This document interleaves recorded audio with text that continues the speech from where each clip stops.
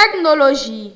Le thermostat, nouvelle arme de Google pour entrer dans la maison du futur. Le géant de l'Internet vient d'acquérir pour 3,2 milliards de dollars, soit 2,3 milliards d'euros, la société Nest, spécialisée dans les thermostats et les capteurs de fumée dits intelligents. Un prix exorbitant, pas si sûr. Toc toc toc, qui est là? C'est Google. Le géant du web vient de faire un premier pas pour prendre ses aises dans les maisons du futur.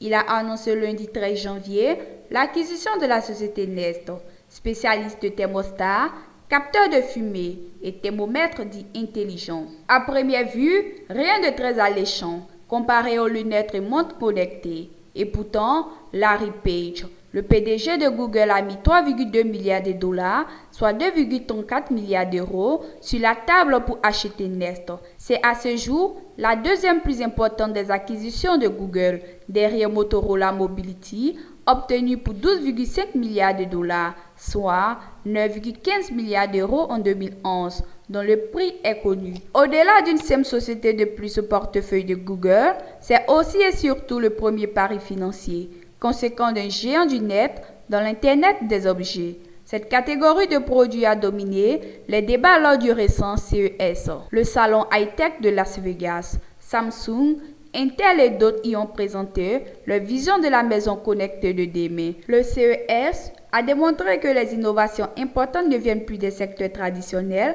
comme les smartphones ou les télévisions, mais de celui des objets connectés, et Google ne veut pas rater cette évolution, écrit le site américain Wired. Avec Nest, Google récupère un constructeur d'objets non seulement intelligent, c'est-à-dire connectés à l'Internet, mais qui apprennent aussi, rappelle le site américain Beta News. Leur thermostat, par exemple, incorpore des données sur le mode de vie des habitants d'un logement, comme l'heure du réveil, pour adapter la température ambiante.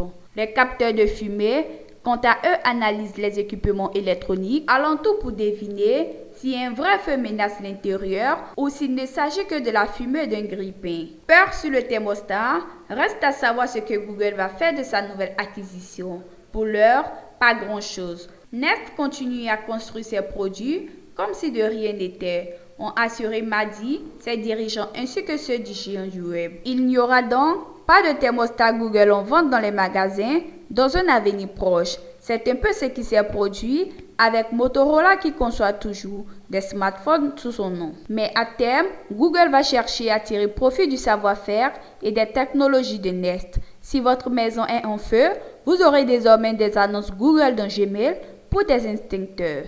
Sammy sur Twitter, Sam Beatle, journaliste du site américain Valewag. Cependant, cette boutade résume bien la crainte soulevée par cette acquisition. Après avoir fait main basse sur une partie non négligeable des données personnelles sur le net à des fins publicitaires, Google va-t-il essayer de faire de même avec les informations collectées par les objets communicants? Conscient de la polémique en devenir, Nest s'est empressé d'assurer sur son site que ses règles de respect de la vie privée limitent clairement le partage des données personnelles. Une manière de dire que le nouveau maître de Nest ne va pas savoir à quelle heure l'heureux propriétaire d'un de leurs thermostats quitte sa maison. Mais la déclaration de Nest n'interdit pas pour autant tout partage de données. Ce flou risque de nourrir encore quelque temps les spéculations sur les arrière-pensées de Google. Un autre point qui, lui, ne donne pas matière à spéculation. Le géant du net récupère avec Nest une pointure incontestée du secteur des nouvelles technologies. Si Tony Fadell, PDG et fondateur de cette société, est peu connu du grand public, c'est parce qu'il a longtemps évolué dans l'ombre de Steve Jobs. Pourtant, il est le créateur original de l'iPod. Google aura probablement à cœur, comme le souligne le site GigaOM, d'utiliser les talents de cet entrepreneur pour revisiter les gammes de smartphones Motorola. Un détail, si l'iPod et l'iPhone ont eu un tel succès, c'est indéniablement aussi grâce à leur look très distinctif.